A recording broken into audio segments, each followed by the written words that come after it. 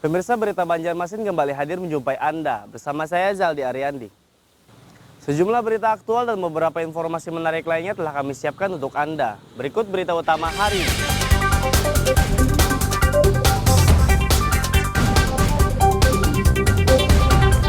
Kebakaran di permukiman padat penduduk Kota Banjarmasin menghanguskan 3 rumah.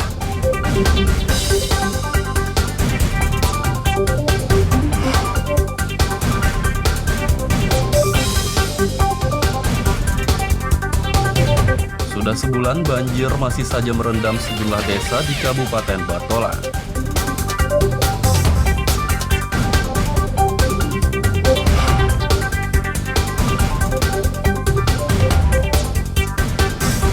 Ratusan murid SD Rantau Kiwa 1 di Kabupaten Tapin ikuti vaksinasi COVID-19.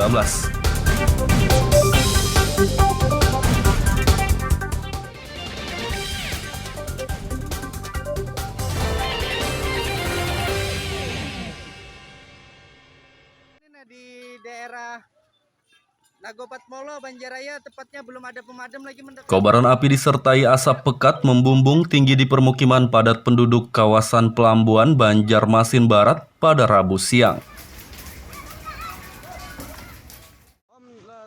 Dengan sigap pemadam kebakaran bersama warga berupaya memadamkan api. Si jago merah pun bisa dikuasai dalam waktu 30 menit. Kebakaran menghanguskan 3 rumah berkonstruksi kayu. Salah satu warga Sri Wahyuni menduga kebakaran terjadi akibat hubungan pendek arus listrik atau korsleting. 3 buah rumah. 3 buah rumah. Awalnya apa, Bu? Ya, Awalnya tadi dugaan, Bu, awalnya kalau mengikut saksi mata katanya dari listrik. di listrik. Ya. Tapi kan tidak ada korban jiwa loh, Bu. Alhamdulillah tidak dapatkan jiwa. Berapa keluarga di sini, Bu? 3 kepala keluarga. 3 kepala keluarga. Jadi waktu pas api nyala tadi sempat ada yang rebahan dari Bu. Ya. Sempat ada apa yang punya rumah berebah Ada dari Bu ini. yang rebahan. Kan baru pulang dari jualan. Oke. Jadi kan kecapean. Oke. Lalu sudah istirahat.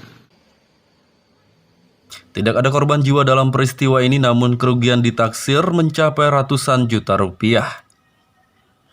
Dari Kota Banjarmasin, Lutfi Darlan dan Hafiz Arahman melaporkan.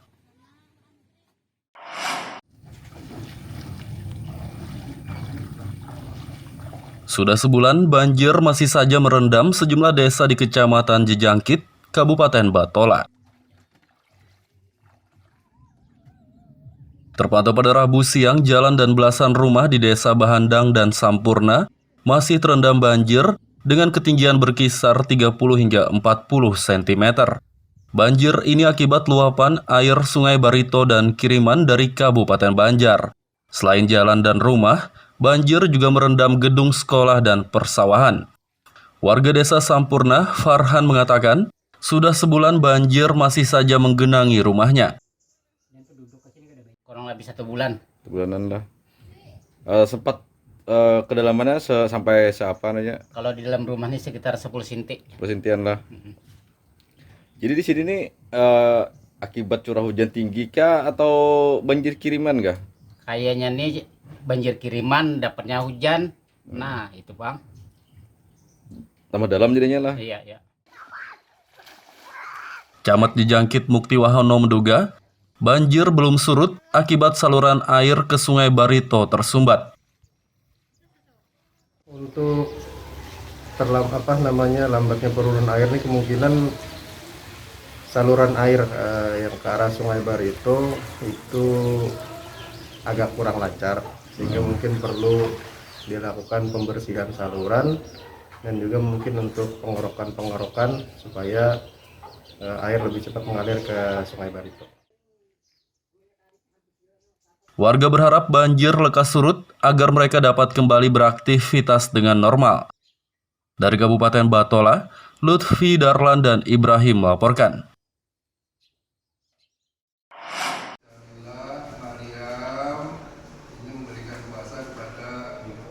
Sengketa pembebasan lahan jembatan HKSN antara pemerintah Kota Banjarmasin dengan warga pemilik bangunan kini masuk ke ranah hukum.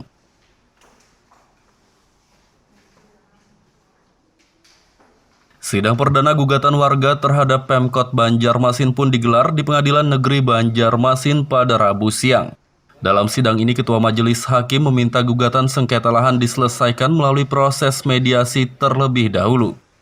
Kuasa hukum warga, Wahyu Utami, mengatakan jika dalam mediasi ada kesepakatan antara warga dengan pemerintah, maka gugatan dihentikan.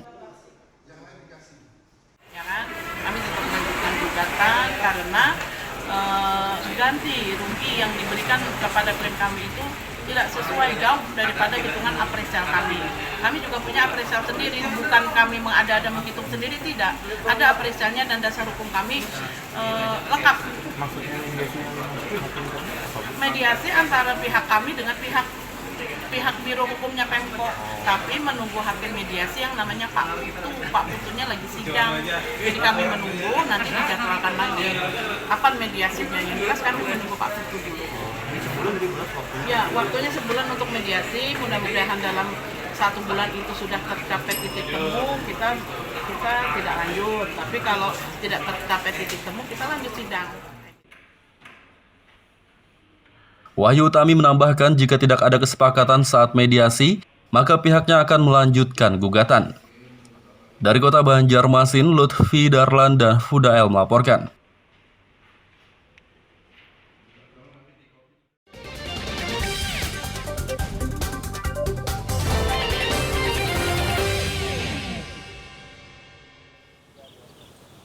Pemirsa, masih bersama kami dalam Berita Banjarmasin. Bagi Anda yang baru bergabung, berikut Berita Banjarmasin utama hari ini.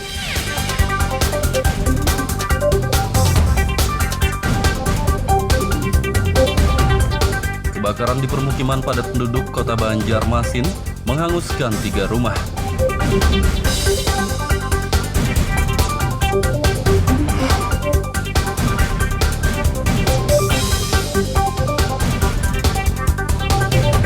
Sudah sebulan banjir masih saja merendam sejumlah desa di Kabupaten Batola.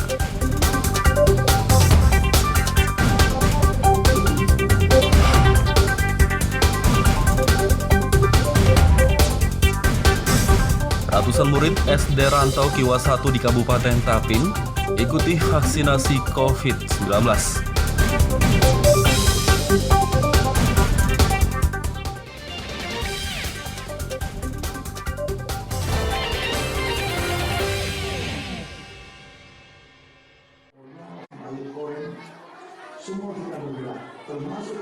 Pemerintah Kabupaten Tapin menggelar vaksinasi COVID-19 untuk anak usia 6 hingga 11 tahun di Sekolah Dasar SD Negeri Rantau Kiwa 1 pada Rabu pagi. Vaksinasi dosis pertama tersebut diikuti ratusan murid di sekolah ini dengan didampingi orang tua mereka. Jenis vaksin yang digunakan dalam kegiatan ini adalah Sinovac dengan dosis yang telah disesuaikan. Kepala SDN Rantau Kiwa 1 Siti Jamidah menjelaskan, jika semua murid di sekolah ini sudah mengikuti vaksinasi, maka pembelajaran tatap muka dapat diikuti oleh 100% murid atau tidak bergiliran lagi. Karena untuk yang perdana sekolah kami yang diminta untuk melaksanakan vaksinasi dari umur 6 sampai 11 tahun, jadi kami menerima dengan positif, yang mana karena apabila semua siswa kami sudah vaksinasi, kami berharap dapat bisa melaksanakan pembelajaran tatap muka 100%. Jadi tidak pakai SIP lagi. Kalau selama ini kan masih bersip 50%, 50%. Itu harapan kami. Kapan Bu? 2 hari selesai kapan nih kira-kira Bu? Insya Allah 2 hari selesai. Hari ini sudah lebih dari 50%, hari ini sudah 75% yang hadir. Bahwa hari ini kita melaksanakan kegiatan vaksin untuk anak-anak bisa berjalan dengan lancar. Nah, mudah-mudahan sesuai dengan kehadiran, hari ini diperkirakan hadir itu sebanyak 150. Mudah-mudahan target 150 itu bisa tercapai. Itu yang lebih penting, karena bagaimanapun untuk tatap muka itu harus 50% ke atas sudah divaksin. Nah, jadi kalau yang belum, nanti mudah-mudahan nanti tahap kedua bisa kita vaksin kembali lah. Pak, himbauan ajakan kepada orang tua, Pak. Ajakan kepada orang tua, kalau nanti di sekolah lain di sini dilaksanakan vaksin, agar orang tuanya mendampingi, biar anak itu tidak takut. Itu yang penting. Vaksinasi COVID-19 untuk anak usia 6 hingga 11 tahun di Kabupaten Tapin rencananya akan digelar secara bertahap di semua sekolah dasar. Dari Kabupaten Tapin, Lutfi Darlan dan Abdillah melaporkan.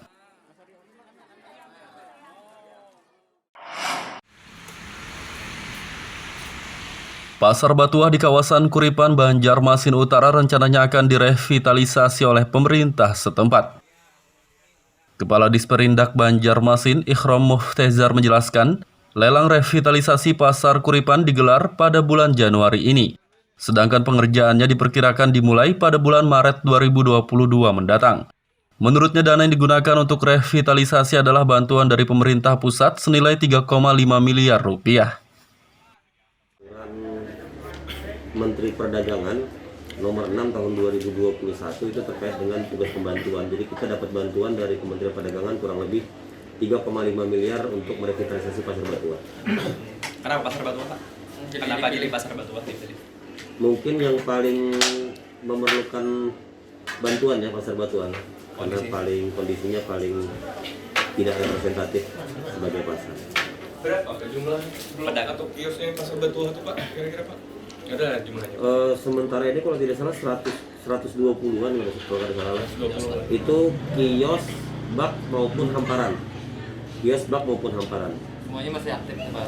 Semuanya masih aktif. Saat Pasar Batuah nanti direvitalisasi, para pedagang akan direlokasi ke lokasi yang masih satu kawasan dengan pasar tersebut. Dari Kota Banjarmasin, Lutfi Darlan dan Hudael melaporkan.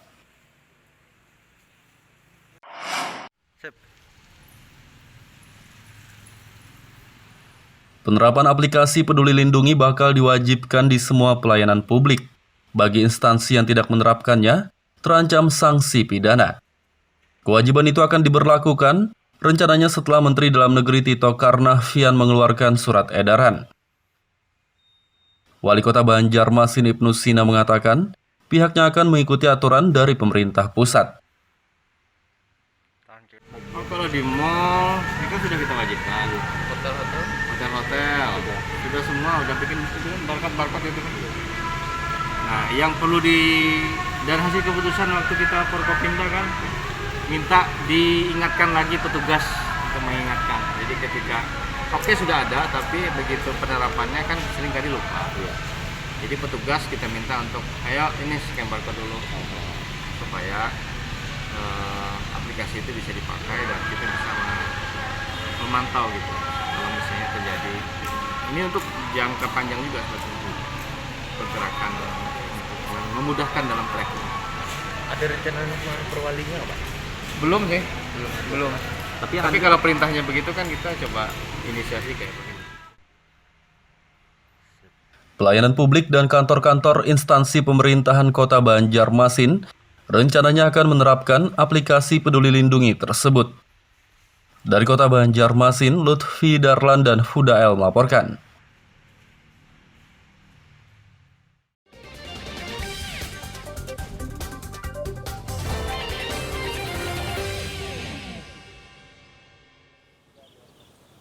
Pemirsa masih bersama kami dalam Berita Banjarmasin. Bagi Anda yang baru bergabung, berikut Berita Banjarmasin utama hari ini.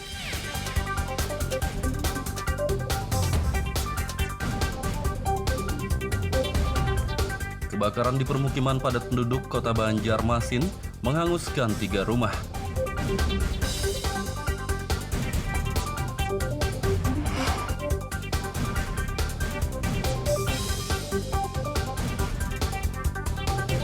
Sudah sebulan banjir masih saja merendam sejumlah desa di Kabupaten Batola.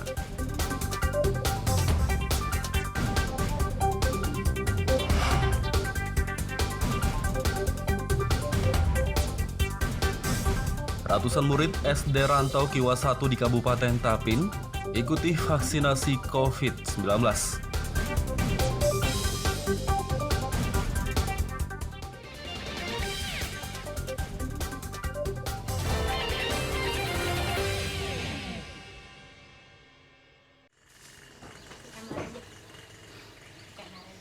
Seorang warga di Desa Pantai, Kecamatan Kelumpang Selatan, Kabupaten Kota Baru berhasil memproduksi pupuk cair organik rumahan. Pupuk yang diproduksi oleh warga bernama Sahril tersebut terbuat dari berbagai bahan alami dan telah terbukti dapat meningkatkan hasil pertanian dan perikanan. Salah satu pembudidaya udang, Abdurrahman mengaku hasil tambak udangnya meningkat setelah menggunakan pupuk organik cair tersebut. Sebelum kami menggunakan pupuk ini, produksi kami itu agak bisa dibilang nggak sebanyak setelah kami memakai pupuk ini. Dan yang paling sangat kami anukan itu hasil hidup dari bibit tadi itu lebih bagus, hidupnya lebih lebih banyak, dan pertumbuhan udang pun juga semakin cepat dan bobotnya pun agak berat. Petugas penyuluh pertanian lapangan PPL Dinas Perikanan Kota Baru Mansah menjelaskan, pihaknya juga telah membuktikan pupuk organik cair ini dapat meningkatkan hasil perikanan. Sebelumnya memang khususnya dari perikanan, memang kita menganjurkan kalau bisa Pak, untuk mengendalikan di tambak itu paling kita gunakan pupuk ini Pak, organik dulu Pak, organik. Jadi kalau bisa, karena apa, kalau kita pakai pupuk organik itu potensi tambak, artinya tambak fungsinya lebih bisa lama Pak, ketimbang kita selalu menggunakan pupuk yang itu. Nah, jadi kami sangat mendukung dengan pupuk pupuk bio organik ini. Kenapa? Yang pertama sangat efisien Pak, penggunaannya sangat efisien. Yang kedua, tenaga juga hemat. Yang ketiga, memang sudah terbukti. Kami sudah mulai memasarkan baik di daerah sekitar maupun keluar.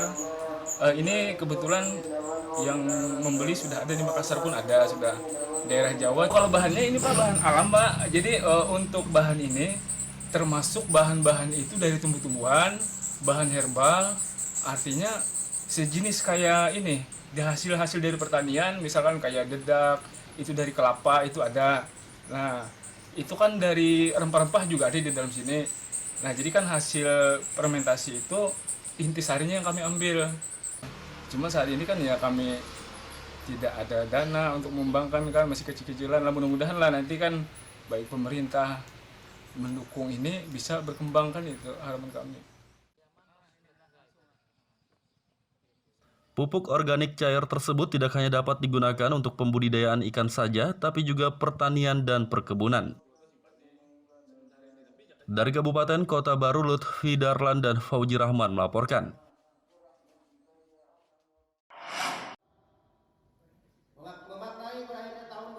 Dewan Perwakilan Rakyat Daerah DPRD Kota Banjarmasin menggelar rapat paripurna awal tahun dengan agenda tutup buka masa sidang tahun 2021-2022.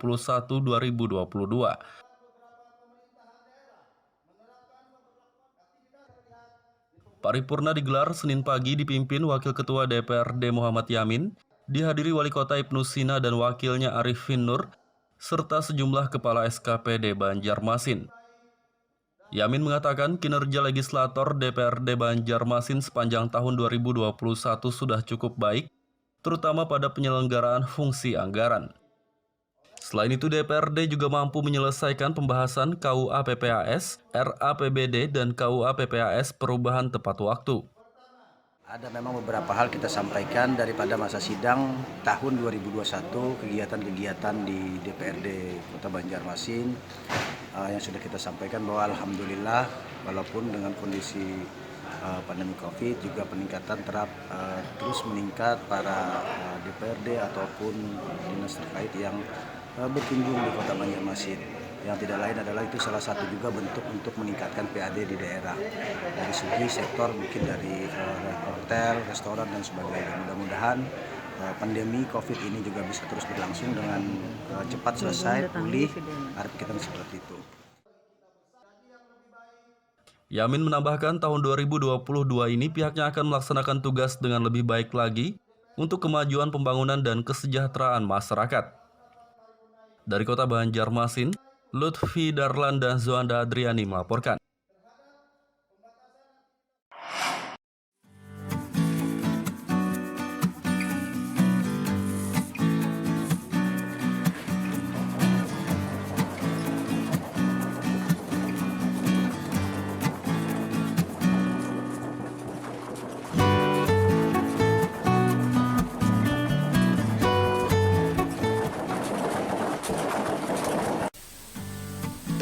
purun merupakan jenis tumbuhan liar yang biasanya tumbuh di daerah dataran rendah seperti di lahan hutan galam atau lahan pertanian. Tumbuhan ini biasanya digunakan untuk membuat berbagai macam kerajinan anyaman seperti bakul, tikar, topi, tas, dan berbagai macam kerajinan lainnya. Kerajinan anyaman purun biasanya ditekuni oleh kaum ibu-ibu petani seperti di Kabupaten Batola ini. Penganyaman tumbuhan purun menjadi kerajinan merupakan kegiatan yang biasa mereka lakukan sehari-hari di sela waktu mereka bertani.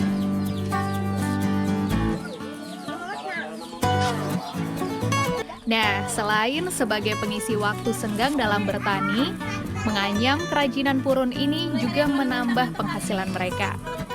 Untuk membuat kerajinan anyaman purun, purun terlebih dahulu dijemur hingga kering dan layu, sehingga tidak mengandung kadar air lagi di dalamnya. Kemudian purun dipilah sesuai ukuran, baik besar dan panjangnya yang berbeda-beda. Setelah dipilih, purun selanjutnya diikat. Kemudian ditumbuk menggunakan mesin tumbuk atau bisa juga secara manual dengan menggunakan kayu.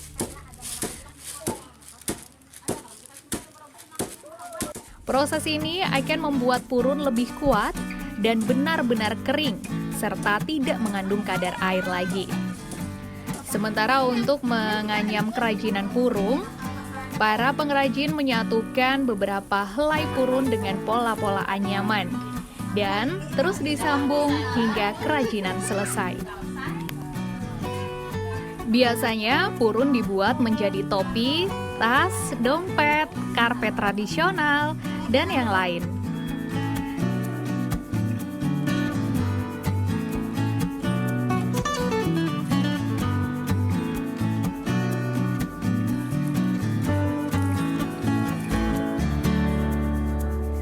Salah seorang pengrajin anyaman purun, yaitu Erna, mengatakan membuat kerajinan purun merupakan kegiatan sampingan selain bertani. Dengan menganyam purun, dia mendapatkan tambahan penghasilan untuk kebutuhan sehari-hari keluarganya. Kalau selain membuat tikar ini apa biasanya?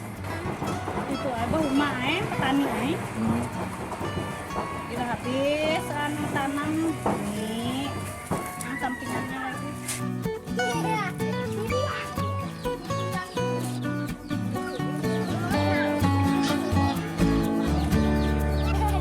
Kegiatan ini juga didukung oleh pihak desa setempat.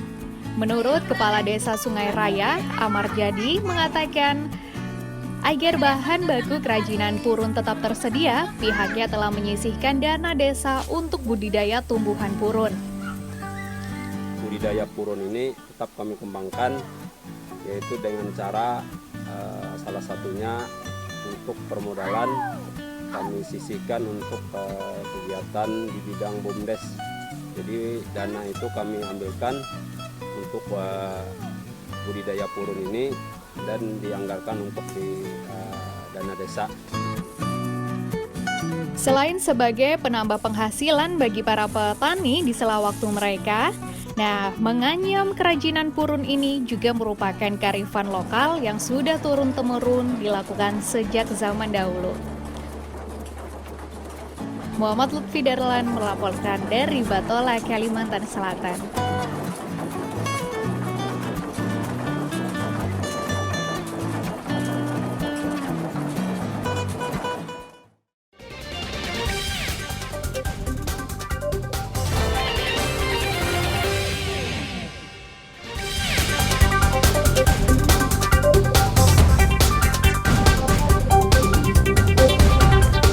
Kebakaran di permukiman padat penduduk Kota Banjarmasin menghanguskan 3 rumah.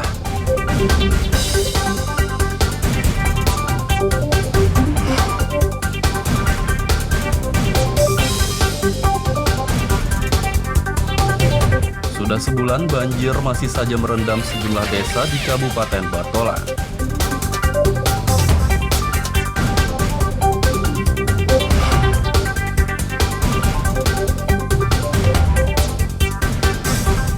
Ratusan murid SD Rantau Kiwa 1 di Kabupaten Tapin ikuti vaksinasi COVID-19.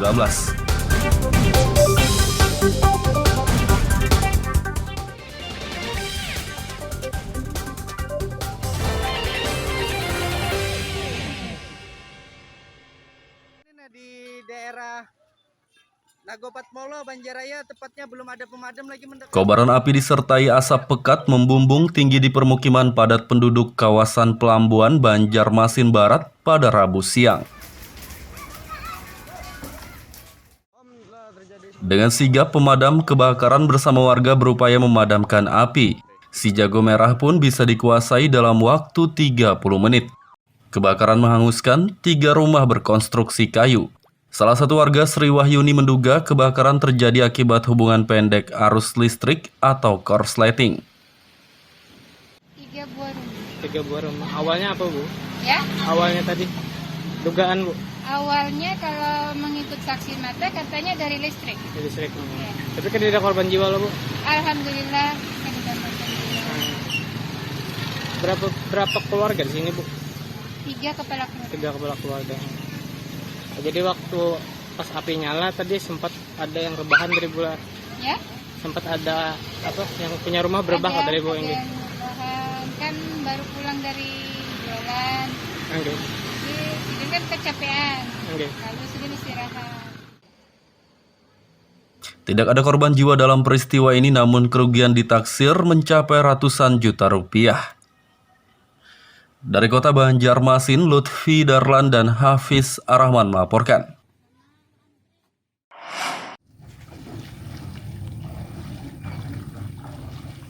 Sudah sebulan, banjir masih saja merendam sejumlah desa di Kecamatan Jejangkit, Kabupaten Batola.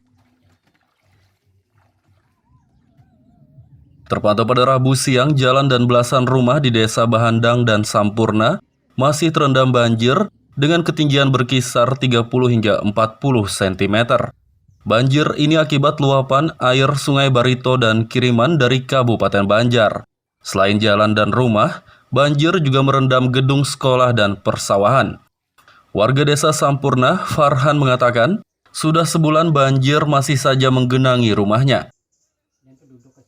Kurang lebih 1 bulan. Sebulanan lah. Sempat kedalamannya sampai seapa aja? Kalau di dalam rumah ini sekitar 10 cm. 10 cm lah. Jadi di sini nih akibat curah hujan tinggi kah atau banjir kiriman kah? Kayaknya nih banjir kiriman, dapatnya hujan. Nah, itu Bang. Tambah dalam jadinya lah. Iya, iya. Camat Jejangkit Mukti Wahono menduga banjir belum surut akibat saluran air ke Sungai Barito tersumbat. Untuk lambatnya penurunan air ini kemungkinan saluran air yang ke arah Sungai Barito itu agak kurang lancar, sehingga mungkin perlu dilakukan pembersihan saluran dan juga mungkin untuk pengerokan supaya air lebih cepat mengalir ke Sungai Barito. Warga berharap banjir lekas surut agar mereka dapat kembali beraktivitas dengan normal. Dari Kabupaten Batola, Lutfi Darlan dan Ibrahim melaporkan.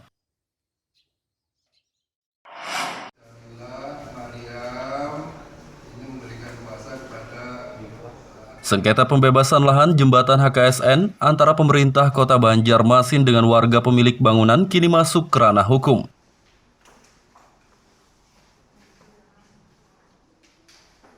Sidang perdana gugatan warga terhadap Pemkot Banjarmasin pun digelar di Pengadilan Negeri Banjarmasin pada Rabu siang.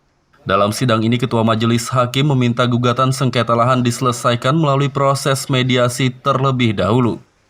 Kuasa hukum warga, Wahyu Utami mengatakan jika dalam mediasi ada kesepakatan antara warga dengan pemerintah, maka gugatan dihentikan. Ya kan? Kami tetap melanjutkan gugatan karena ganti rugi yang diberikan kepada klien kami itu tidak sesuai, jauh daripada hitungan apresial kami. Kami juga punya apresial sendiri, bukan kami mengada-ada menghitung sendiri, tidak. Ada apresialnya dan dasar hukum kami lengkap.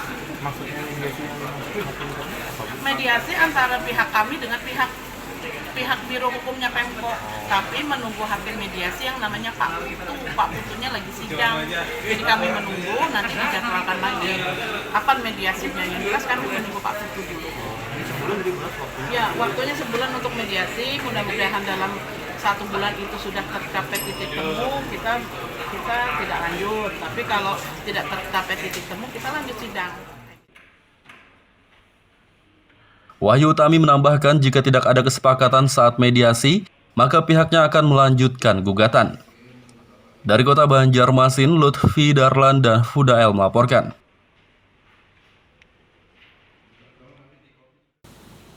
Pemirsa, informasi tadi sekaligus menutup perjumpaan kita kali ini. Saya Zaldi Ariandi beserta redaksi mengucapkan selamat beraktivitas, sampai jumpa.